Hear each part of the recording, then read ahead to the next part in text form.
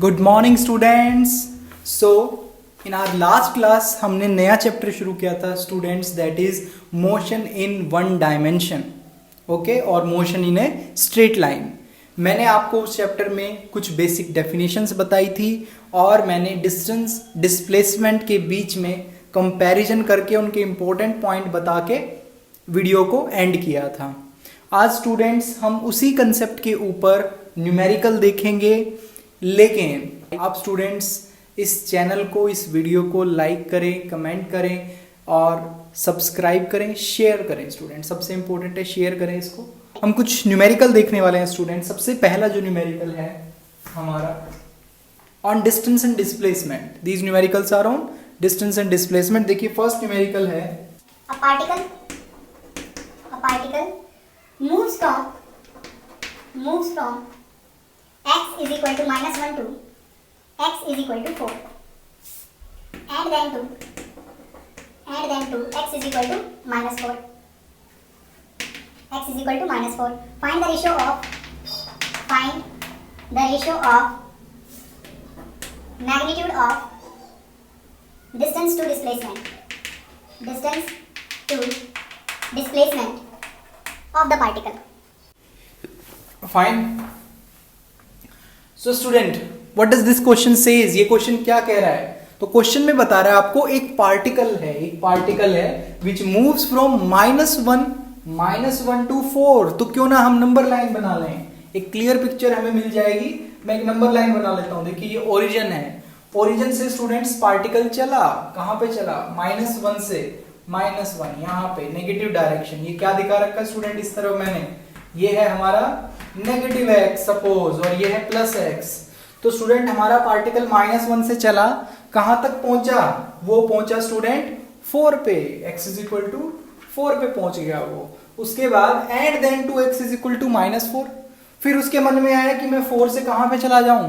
-4 कहां होगा? इस तरफ -4। सो स्टूडेंट पार्टिकल पहले -1 पे था। ये उसकी क्या है आप जरूर लिख दें, जैसे जैसे मैं कर रहा हूं बिल्कुल इसको नोट करिए, ध्यान से देखिए।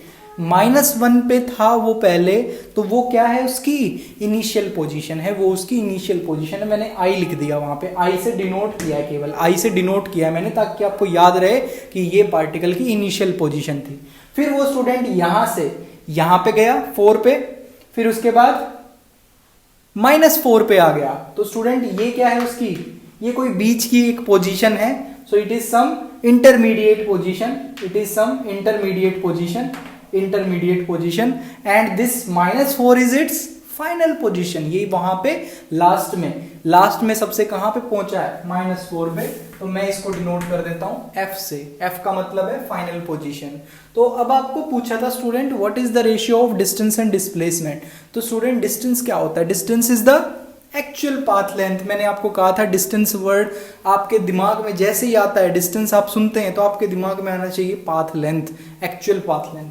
तो एक्चुअल पाथ लेंथ मतलब स्टूडेंट्स पार्टिकल कहां पे एक्चुअली गया, वो सारा का सारा पाथ आप ऐड कर देंगे, पूरी लेंथ। और डिस्टेंस कभी नेगेटिव नहीं हो सकता, उसमें केवल आप ऐड कर सकते हो, सब्ट्रैक्ट नहीं कर सकते। वो हमेशा ऐड होगा, पाइल अप होता जाएगा, पॉजिटिव होता है वो। तो डिस्टेंस के लिए मैं पहले -1 से देखिए, -1 से जब वो 4 जाएगा तो कितना उसको डिस्टेंस ट्रेवल करना पड़ेगा? देखिए -1 से 0 में 1 यूनिट वो चलेगा, फिर उसके बाद 0 से 4 में कितना चलेगा? 4। तो कुल मिला के स्टूडेंट ये जो टोटल पाथ है ये होगा that total path is 5 units. ठीक है, एक तरफ जाने में 5, फिर दोबारा वापस आ रहा है वो यहां तक, तो फिर से 5, और फिर यहां से यहां जाने में कितना चलेगा? और 3 चलना पड़ेगा। तो टोटल डिस्टेंस कितना आ गया स्टूडेंट्स? यहाँ पे distance is equal to 5 + 5 + 3। Okay, 5 + 5 + 3 that is 13. So this distance is 13 unit. Now what about the displacement? तो स्टूडेंट आंख बंद करके डिस्प्लेसमेंट के लिए बस आपको क्या पता होनी चाहिए? इनिशियल पोजीशन और फाइनल पोजीशन। केवल इनिशियल पोजीशन और फाइनल पोजीशन आपको पता होनी चाहिए। अगर आपको इनिशियल और फाइनल पोजीशन पता है तो आप उसकी डिस्प्लेसमेंट निकाल सकते हो। जरूरी नहीं है वो कहीं भी गया हो जाए, हमें उससे मतलब नहीं है, कहीं भी गया हो वो, लेकिन हमें केवल क्या पता होना चाहिए, इनिशियल और फाइनल पोजीशन पता होनी चाहिए। तो इनिशियल कितनी है -1, फाइनल कितनी है -4, तो टोटल उसका क्या डिस्प्लेसमेंट रही होगी यहाँ पे -1 से -4 में क्या डिस्प्लेसमेंट रही होगी, yes 3 unit. So that is displacement. So displacement is 3 units. So now it's very simple for you, बहुत ही आसान हो गया। अब इन दोनों की रेशियो निकालनी है आपको। तो डिस्टेंस और डिस्प्लेसमेंट की रेशियो क्या आ गई students, 13:3। So ratio of distance is to displacement is 13:3।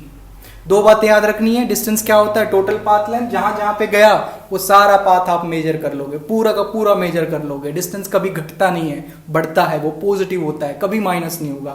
तो सारा का सारा पाथ आपने जोड़ दिया। Distance, displacement, shortest distance between initial and final position. केवल इनिशियल और फाइनल पोजीशन को देखोगे, कोई मतलब नहीं है कहां गया कहां नहीं, केवल इनिशियल और फाइनल पोजीशन। कितना आ गया, 3 units, 13:3 answer. So students, here are some few numericals which are actually not of one dimensional motion। देखिए ये one dimensional motion के हम नहीं कह सकते, क्योंकि इसमें पार्टिकल जो है वो बेंड भी हो रहा है, मुड़ भी रहा है।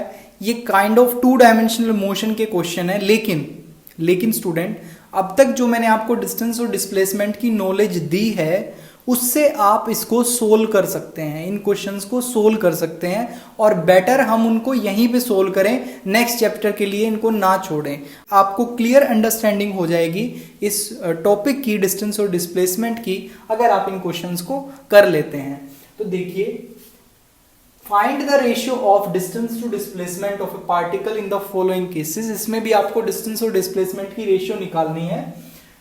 I denotes the initial position and F denotes the final position। I जो है वो इनिशियल पोजीशन बता रहा है, F जो है वो फाइनल पोजीशन बता रहा है। तो स्टूडेंट, सबसे पहले हम फर्स्ट पार्ट करते हैं। देखिए फर्स्ट पार्ट के अंदर हमारा पार्टिकल यहां से चला, यहां से, ये I दिखा रखा है मैंने, यहां से चला, उसने 6 मीटर आगे चला, फिर 4 metre downward and then towards left, और फिर फाइनल पोजीशन F पे पहुंच गया। आपको बतानी है डिस्टेंस और डिस्प्लेसमेंट की क्या रेशियो होगी। तो सबसे पहले बताइए मुझे डिस्टेंस कितना होगा। तो डिस्टेंस होता है एक्चुअल पाथ लेंथ, जो उसने एक्चुअल पाथ लेंथ कवर की। तो स्टूडेंट पहले 6 + 4 + 3 that is 13। So I can write distance is 13 metre. What about displacement? Displacement तो आंखें बंद करिए, केवल इनिशियल और फाइनल पोजीशन। तो इनिशियल और फाइनल, अब क्या करें, उसके बीच में एक स्ट्रेट लाइन खींच दो, एक स्ट्रेट लाइन आप उसके बीच में खींच दो। तो मैंने इन दोनों के बीच में क्या खींच दी, एक स्ट्रेट लाइन मैंने उनके बीच में ड्रॉ कर दी। और यही जो स्ट्रेट लाइन है, जो ये टोटल लेंथ होगी स्ट्रेट लाइन की, वही क्या हो जाएगी हमारी डिस्प्लेसमेंट। तो डिस्प्लेसमेंट यहां से लेके यहां तक ये है। इसको कैसे निकाल सकता हूं लेकिन मैं, देखिए बहुत आसान है। मैं अगर इस पे एक परपेंडिकुलर डाल देता हूं स्टूडेंट, तो ये और ये एग्जैक्टली बराबर होंगे, ये एग्जैक्टली बराबर होंगे, क्योंकि ये भी परपेंडिकुलर है इस पे। तो ये और ये एग्जैक्टली बराबर है। ये 4 मीटर है तो ये भी 4 मीटर ही है स्टूडेंट्स। अब देखो ये पूरा 6 था, ये आपको पूरा 6 दे रखा था। ये अगर 3 है तो ये हमारे पास कितना बच गया स्टूडेंट्स, 3 मीटर। ये 3 है तो ये भी 3 होगा, क्योंकि टोटल कितना है 6। तो एक साइड इसकी 3 आ गई, एक 4 आ गई, और ये राइट एंगल ट्रायंगल है। तो हम सबने पढ़ी है पाइथागोरस थ्योरम। एक हमें परपेंडिकुलर दिया हुआ है 3, बेस दिया हुआ है 4, तो हाइपोटेन्यूज निकाल सकते हैं। That is 3 square + 4 square √। 3 का स्क्वायर करेंगे क्या आएगा 9, 4 का स्क्वायर करेंगे 16, 9 + 16 इज 25, 25 का रूट करेंगे क्या आएगा 5। Yes, so displacement is 5 meter. So what is the ratio students? 13:5. So your answer for this is 13:5. आसान था स्टूडेंट, कोई नया कंसेप्ट तो नहीं लगाया हमने। इसीलिए स्टूडेंट मैंने ये जो क्वेश्चन है ये मैंने इस चैप्टर के अंदर डाल रखा है, क्योंकि इसमें आप कोई नया कंसेप्ट यूज नहीं करते हैं। बस आपको दिखाई दे रहा है कि पार्टिकल मुड़ रहा है, तो ये 1 डायमेंशनल नहीं है, ये 2 डायमेंशनल मोशन है। हालांकि इसको हम अपनी जो नॉलेज है हमारी उससे सोल्व कर सकते हैं, इसलिए मैंने पहले ये बता दिया आपको। ओके, नेक्स्ट आइए फिर सेकेंड पार्ट देखिए। तो स्टूडेंट आई ये इनिशियल पोजीशन है, फिर ये यहाँ पे पहुंचा, let's say this point is a, और फिर ये फाइनल पोजीशन है, यहाँ से मुड़ के फाइनल पोजीशन पे आया। ऐसे में आपको दे रखा है ये 60 डिग्री एंगल है, ये 4 मीटर साइड है और ये 4 मीटर साइड है। आपको बताना है डिस्टेंस और डिस्प्लेसमेंट की रेशियो। तो सबसे पहले डिस्टेंस, तो डिस्टेंस में तो कोई दिक्कत नहीं होनी किसी को भी, आपने तो अब तक आंसर भी सोच लिया होगा, पता है मुझे कितना है, 4 + 4 8 मीटर, बिल्कुल सही सोचा था आपने। डिस्टेंस इज 4 + 4 8 मीटर, जहां जहां चला पूरा path 8 metre. Now what about the displacement? तो स्टूडेंट्स इन सब में डिस्प्लेसमेंट निकालना ही ट्रिकी है, बस डिस्टेंस तो कोई भी निकाल देगा। तो डिस्प्लेसमेंट के लिए कैसे सोल्व कर सकते हैं? डिस्प्लेसमेंट के लिए मैंने क्या कहा था, आंखें बंद करो, इनिशियल फाइनल के बीच में स्ट्रेट लाइन लगाओ, उस स्ट्रेट लाइन की जो लेंथ होगी वही आपका डिस्प्लेसमेंट होगा। तो इनिशियल फाइनल के बीच में ये बना दी मैंने स्ट्रेट लाइन, यही आपका डिस्प्लेसमेंट। लेकिन निकाले कैसे, दिक्कत तो ये निकाले कैसे, इसको सोल्व कैसे करें? यहाँ पे तो कोई 90 डिग्री एंगल भी नहीं है। लेकिन स्टूडेंट एक बहुत अच्छी राहत की बात ये है, अगर आप ध्यान से देखेंगे तो यहाँ पे ये 4 मीटर, ये भी 4 मीटर है, दोनों 4 मीटर हैं, ये भी 4 ये भी 4, तो मतलब ये साइड बराबर हैं। अगर साइड बराबर हैं स्टूडेंट्स, तो हमने एक थ्योरम पढ़ी थी, angle opposite to equal side are equal. जो एंगल ये बनेंगे यहाँ पे, सपोज ये थीटा एंगल बनेगा, तो स्टूडेंट इसको भी थीटा होना पड़ेगा, क्योंकि इसके अपोजिट साइड्स जो है वो इक्वल हैं। So angle opposite to equal side are equal, तो स्टूडेंट ये थीटा है तो ये भी थीटा है। लेकिन एक एंगल मुझे ऑलरेडी 60 दिया हुआ है, लेकिन तीनों एंगल का सम कितना होना चाहिए, 180। सो 60 + थीटा शुड बी यस 180। तो स्टूडेंट थीटा की वैल्यू कितनी आ जाएगी सोल्व करके, आप सोल्व करके देख लेना, ये 60 + थीटा इज इक्वल टू 180। जब इसको सोल्व करेंगे स्टूडेंट, तो थीटा की वैल्यू 60 ही आनी है। So theta comes out to be 60। So theta comes out to B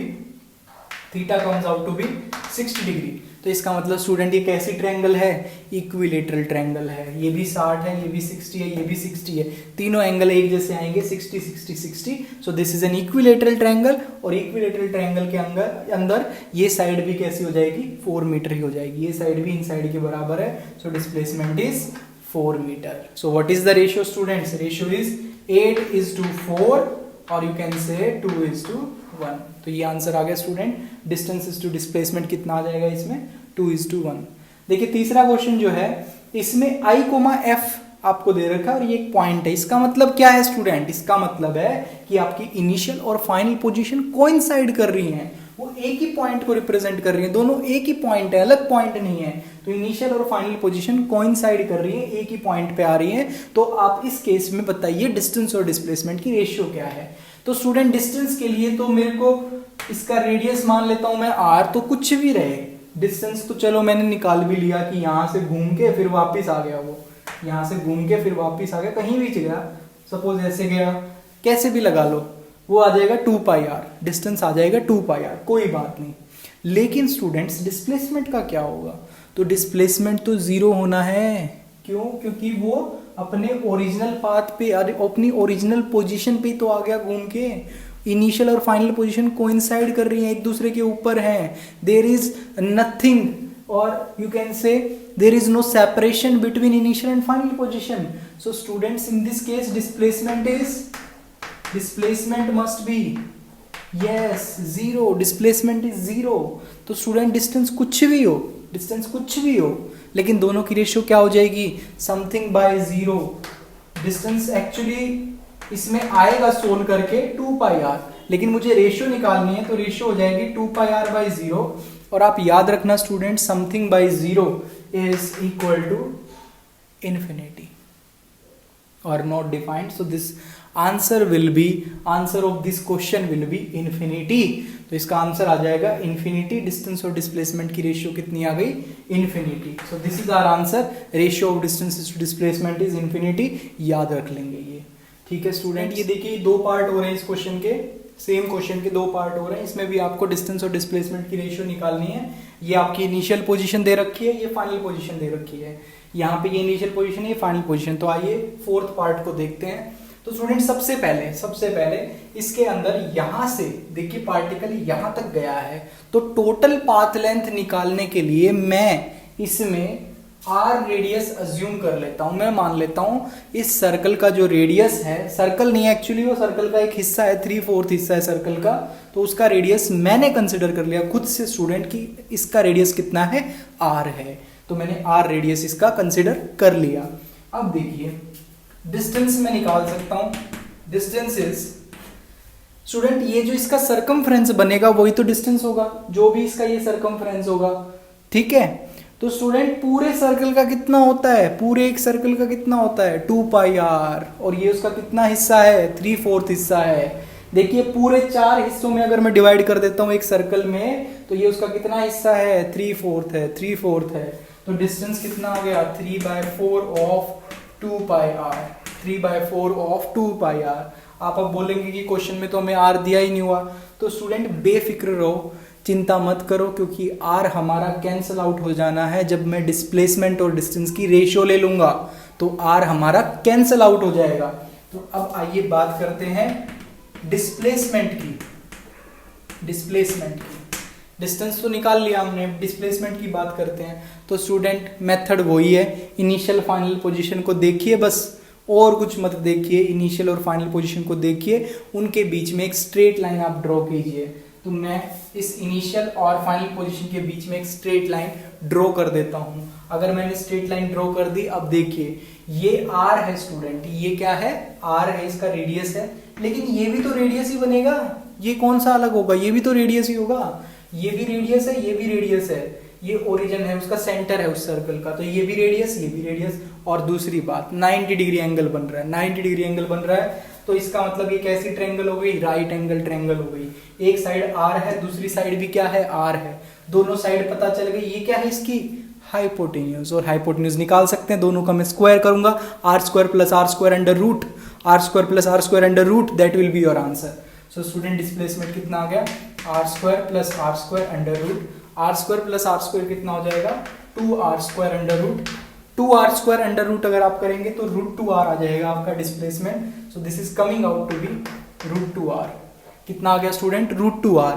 अब आपको क्लियर पिक्चर आ रही होगी कि r तो दोनों से कैंसिल आउट हो जाना है, तो इसीलिए स्टूडेंट मैंने अज्यूम किया था इसका रेडियस r, क्योंकि हमारे फाइनल आंसर में ये कैंसिल आउट हो जाना है। Okay, so what is the ratio, now ratio can be written as, देखिए ये 2 2 जा 4, यहां से कैंसिल आउट हो गया, सो this is 3/2 πr, that is your distance, 3/2 πr is the distance, divide by √2r, divide by √2r, so r से r cancel हो गया, answer will be 3π/2 √2, 3π/2 √2, ये आपका आंसर आ गया स्टूडेंट। दोनों की रेशियो कितनी आ गई 3π/2 √2, और यू कैन राइट एज 3π/2 √2। अगर आपको रेशियो की टर्म्स में लिखना है, अगर आपका यहाँ से मन नहीं भर रहा है, आपको रेशियो की टर्म्स में लिखना है, तो आप लिख सकते हैं इसका आंसर 3π/2 √2, ये आंसर हो जाएगा इसका 3π/2 √2। ओके, तो नेक्स्ट पार्ट पे आते हैं, देखिए 5th पार्ट। इसमें भी स्टूडेंट एक सर्कल का हिस्सा आपको दिया हुआ है, ये एंगल जो है 60 डिग्री है, और ये इनिशियल पोजीशन है, ये फाइनल पोजीशन। आपको फिर से डिस्टेंस और डिस्प्लेसमेंट की रेशियो निकालनी है। तो स्टूडेंट डिस्टेंस क्या होगा, डिस्टेंस होगा यहां से यहां तक का जो ये रास्ता ट्रेवल किया है, टोटल पाथ लेंथ, इस आर्क लेंथ को आप क्या बोल सकते हो डिस्टेंस। तो आर्क लेंथ निकालने का फॉर्मूला होता है हमारे पास, आर्क लेंथ का क्या फॉर्मूला होता है θ/r। अगर ये रेडियस में r मान लेता हूं, अगर ये रेडियस में r मान लेता हूं, तो θ/r is our arc length, arc length आ जाएगी स्टूडेंट। तो ये आर्क लेंथ हमारी कितनी आ जाएगी θ/r। लेकिन दिक्कत वाली ये बात है स्टूडेंट, ये डिग्री में दे रखा है, हम इसको किस में कन्वर्ट कर लेंगे, पाई की फॉर्म में, रेडियन की फॉर्म में कन्वर्ट कर लेंगे। तो ये रेडियन की टर्म में कितना आ जाएगा, देखिए 180 डिग्री जो होते हैं वो कितने के बराबर होता है, 180 degree is pi radian, 180 degree is pi radian, so 60 degree is π/3, simple π/3, क्योंकि आप 180/3 करके देखिए 60 आ जाएगा। तो स्टूडेंट 60 डिग्री को मैं कितना लिख सकता हूँ π/3। तो जो हमारा स्टूडेंट इसमें डिस्टेंस आएगा, distance that will be equal to this arc length, वो किसके बराबर होगा, इस आर्क लेंथ के बराबर होगा, और आर्क लेंथ होगी r into this theta, that will B π/3r। तो स्टूडेंट डिस्टेंस निकाल दिया मैंने आपके लिए, डिस्टेंस निकाल दिया है, π/3r हमारा डिस्टेंस आ गया। आइए बात करते हैं डिस्प्लेसमेंट की। डिस्प्लेसमेंट तो स्टूडेंट डिस्प्लेसमेंट निकालने के लिए क्या करना है, फिर से यस, कुछ सोचना ही नहीं है, इनिशियल और फाइनल पोजीशन के बीच में स्ट्रेट लाइन ड्रॉ कर देनी है और यही हमारा क्या होगा, डिस्प्लेसमेंट होगा। लेकिन स्टूडेंट अब निकाले कैसे इसको, तो ये बिल्कुल वही सेम क्वेश्चन है जो मैंने सेकंड पार्ट में आपको करवाया था। थोड़ी सी इसमें अलग बातें ये है कि ये सर्कल की फॉर्म में मैंने दिखा दिया है, वहां पे मैंने 2 लाइनें बनाई थी। ये देखिए ये 60 डिग्री एंगल है, ये आर है, ये भी कितना होगा स्टूडेंट, आर ही तो होगा, रेडियस ही तो है वो, क्या अलग है उसमें, रेडियस ही है वो, तो ये भी रेडियस ये भी radius. Angle opposite to equal side are equal, एक एंगल 60 दे रखा है तो ये दोनों एंगल भी सोल्व करके कितने आ जाएंगे, 60 आ जाएंगे। और ये एंगल अगर 60 आ गए स्टूडेंट्स तो इसका मतलब ये कैसी ट्रायंगल बन गई, इक्विलेटरल ट्रायंगल बन गई है। ये आर है, ये आर है, तो ये भी कितना हो जाएगा, आर, ये भी कितना आ गया, are. So displacement is r only students, displacement is r only, and what is the ratio of distance to displacement? बिल्कुल सही, पाई बाय 3, क्योंकि आप दोनों की रेशियो लेंगे pi by 3 r divide by r, तो r से r कैंसिल हो जाएगा, रेशियो आ जाएगी student, ratio will be pi by 3। So this is your answer, pi by 3, और you can say pi is to 3, you can say pi is to 3। So this is the answer of this question. Distances to displacement is r in ratio pi is to 3। So student ये कुछ अच्छे question थे जो आपको एक बार देखने चाहिए, अपनी कॉपीज में नोट करिए इनको। मैंने आपको लास्ट क्लास में भी बताया था, पेन और कॉपी आपके ये सबसे अच्छे फ्रेंड्स होने चाहिए जो आपके साथ हमेशा रहने चाहिए, क्योंकि इनके बिना फिजिक्स सीख पाना थोड़ा सा मुश्किल है। तो आप जरूर अपने साथ पेन और कॉपी रखें, नोट डाउन करें और अच्छे से इन क्वेश्चंस को प्रैक्टिस करें। Thank you students.